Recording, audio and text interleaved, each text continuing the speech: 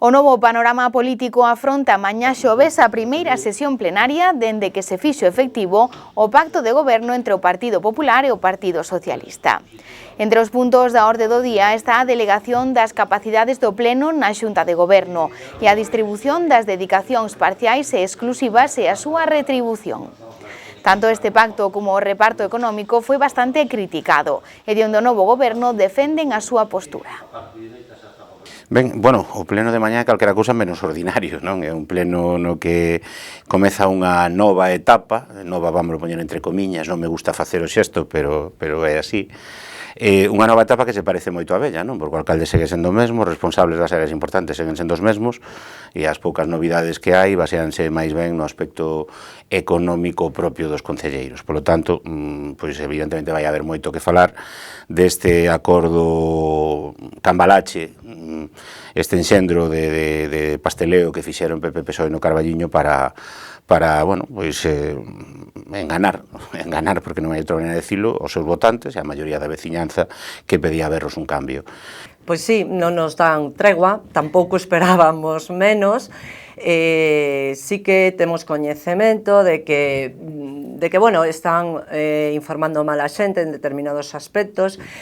Nós temos que decir que o grupo de goberno nos acolleu fenomenal, todos os concelleiros nos están a facilitar o traballo, incluso están aí para suplirnos de momento no que todavía non estamos o día e non damos chegado. Desde aquí darlle o meu agradecemento tanto ao alcalde como aos demais concelleiros. Vou falar en nome dos meus compañeiros. Non queremos entrar en guerra, nin conflictos, non imos contestar noticias que saen, nin desmentir, porque pensamos que iso é unha falta de tempo e ahora mesmo non queremos que iso nos enrede. Somos 5 persoas moi tranquilas, queremos traballar, que nos deixen traballar, que nos den unha oportunidade, un pouco de paciencia, acabamos de chegar, e se non gustamos ou non facemos, pois dentro de 3 anos, pois non pasa nada, cada un volve, xa o dixo o meu compañeiro Pepe, cada un volve ao seu posto de traballo, non ambicionamos nada, pero bueno, eu pido que nos den polo menos unha oportunidade. Sei que non somos persoas coñecidas, pero bueno, eso a mellor é o de menos. Se facemos e traballamos, que é o que imos facer, pois eu creo que con eso cumplimos. E despois nos temos que ir porque non o facemos ben, pois o tempo o dirá. En canto ás mocións, a voceira do Bloque Nacionalista Galego propón poñer en valor o camiño dos arrieiros como roteiro de turismo activo, co obxectivo de promover o desenvolvemento sostible da zona a través do turismo responsable e de calidade. Dende o Bloque Nacionalista consideran que o turismo activo e deportivo xera beneficios económicos e sociais para o concello. A formación de Espazo Común presenta 2 mocións. Por unha banda, piden que as piscinas municipais sexan gratuitas para toda a veciñanza. Aseguran que son os veciños deste pobo os que marchan para desfrutar das de Boborás, Cea, Maside, Oira ou Lalín, sen ter que pagar entrada algunha. Por parte do Partido Popular, aseguran que o custo do mantemento da piscina son 120.000 euros por 2 anos de contrato, máis outros 5.000 euros de mantemento das zonas verdes. Ademais, rebaten os argumentos de Espazo Común, asegurando que todos os concellos, salvo Cea, cobran entrada.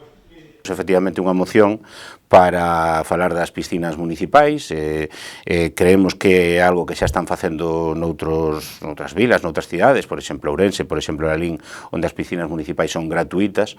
Creemos que o Carballiño pois ten que subirse a ese barco, porque estamos vendo como moita xente nova se marcha do Carballiño para ir a esas outras piscinas que están en moi boas condicións, moitas veces mellores que as nosas, por desgracia, a pesares dos moitos centos de miles de euros que se levan invertido nesas piscinas, e encima son gratis. Por lo tanto, moitas veces a xente nova prefire marcharse, o cal supón unha fuga de gasto para o Carballiño, non? Supón que esa xente pois acabe tomando ese xeado, ese refresco ou esa cena en Ourense, en Lalín, no canto de facelo no Carballiño. Por lo tanto, parecenos que é unha idea que económicamente, a priori, nun razoamento simplista, que é o que solemos escoitar por parte do goberno, supón unha merma de ingresos municipais, pero pode supor unha mellora de ingresos, unha suba de ingresos para moitos sectores da economía carballiñesa nestes 2 meses de verán que temos.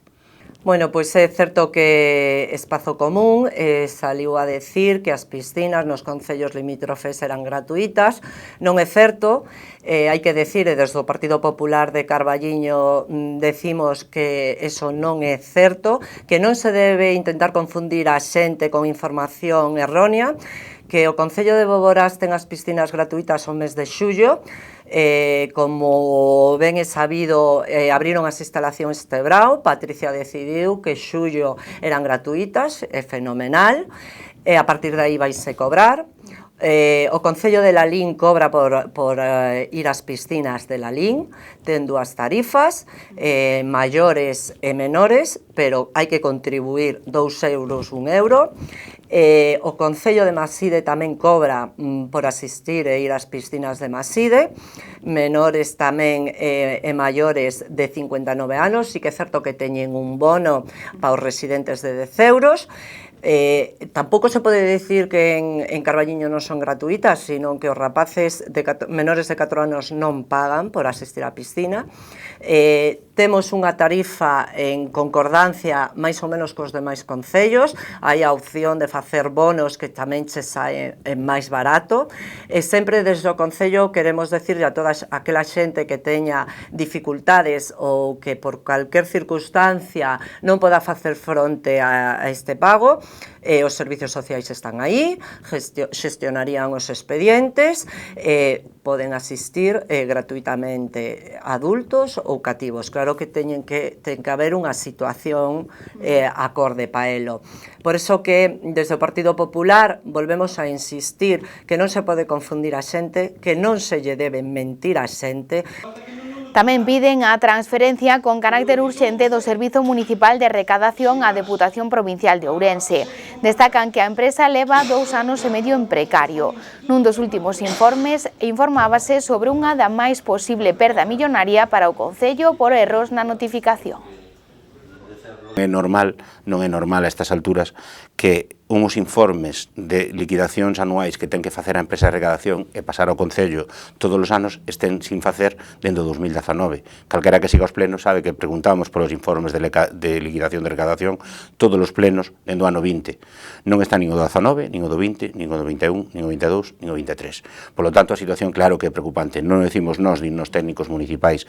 Non o decimos nós, vémolo cando vemos os decretos nos que se lle perdoan impostos a unha xente afín, amiga, bueno, pues, alevosía, porque non hai outra maneira de definilo, non?